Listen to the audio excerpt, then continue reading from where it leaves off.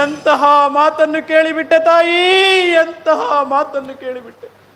ಹೇ ಹೇ ದುರ್ಯೋಧನ, ಈಗಲೀಗ ನೀನು ಸತ್ತು.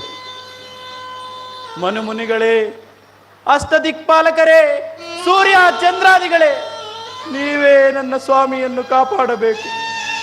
ಇಂದ್ರನು ಮೋಸದಿಂದ ನನ್ನ ವಜ್ರ ಕವಚವನ್ನು ಕಸಿದುಕೊಂಡರು. ಆತನ ದುರಾದೃಷ್ಟಕ್ಕೆ ವಿದುರರು ತಮ್ಮ ಸರ್ವೋತ್ತಮವಾದ ಬಿಲ್ಲನ್ನು ಮುರಿದು ಬಿಸಾಡಿದರು. ಶ್ರೀಕೃಷ್ಣ ಪರಮಾತ್ಮರಾದರು ನನ್ನ ಜನ್ಮ ವೃದ್ಧಾಂತವನ್ನು ತಿಳಿಸಿ ನನ್ನ ಹೃದಯದ ಧೈರ್ಯವನ್ನೇ ಕಿತ್ತುಕೊಂಡರು. ಈಗ ನನ್ನ ಎತ್ತ ಮಾತೆಯಾದರು ತೊಟ್ಟ ಬಾಣವನ್ನು ತೊಡಬೇಡವೆಂದು ವಾಗ್ದಾನವನ್ನು ಪಡೆದಿರುವುದು. ಹಾಗಲಿ ಪ್ರಪಂಚ, ದೈವ ಎಲ್ಲವೂ ಸಂಚು ಮಾಡುತ್ತಿರುವುದು.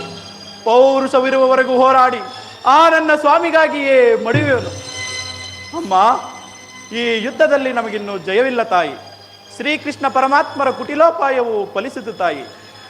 ನೀವಿನ್ನು ನಿಶ್ಚಿಂತೆಯಿಂದ ಹೋಗಿ ಬನ್ನಿ ತಾಯಿ.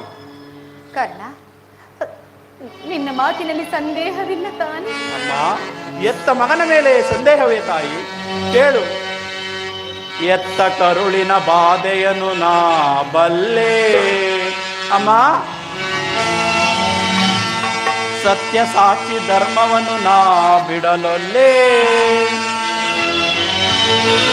ಕಟ್ಟ ಕಡೆಯೋಳ್ ಕರ್ಮದಾದಿಗೆ ಕಾಲಿಡಲೊಲ್ಲೆ. ಇದೋ ಕೊಡುವೆನು ಭಾಷೆಯನು, ಬಿಡು ಚಿಂತೆಯನ್ನು ಜನನೀ.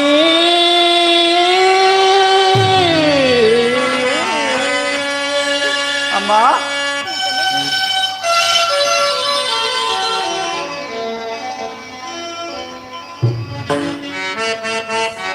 ಸಂದೇಹವ ಬಿಡು ಅಮ್ಮ, ಈ ಕರ್ಣನ ಭಾಷೆಯ ಕೇಳಮ್ಮ.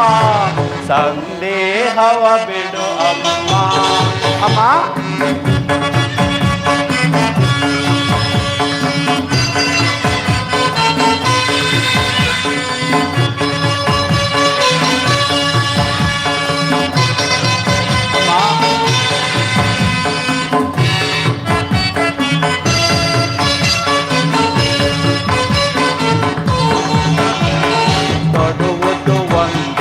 ಬಾಣದ ಗುರಿಯು ತೊಡುವುದಿಲ್ಲ ನಾ ಮತ್ತೊಂದ.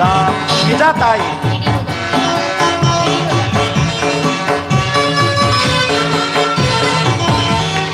ಎಡೆಯುವುದೊಂದೇ ಬಾಣದ ಗುರಿಯು ತೊಡುವುದಿಲ್ಲ ನಾ ಮತ್ತೊಂದ. ಮುಗಿಲೆ ಇಳಿದು ಬರಲಿ, ಈ ಧರೆಯ ಬಿರಿದು ಬೀಳಲಿ. ಅಮ್ಮ,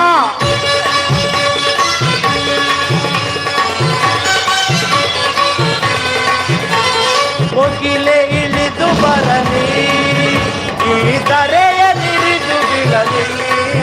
ನಿನ್ನಾಣೆ ತಪ್ಪೆ ನಮ್ಮ, ನಿನ್ನಾಣೆ ಸತ್ಯವಮ್ಮ. ಬಿಡು ಚಿಂತೆಯನ್ನು ಜನನೀ.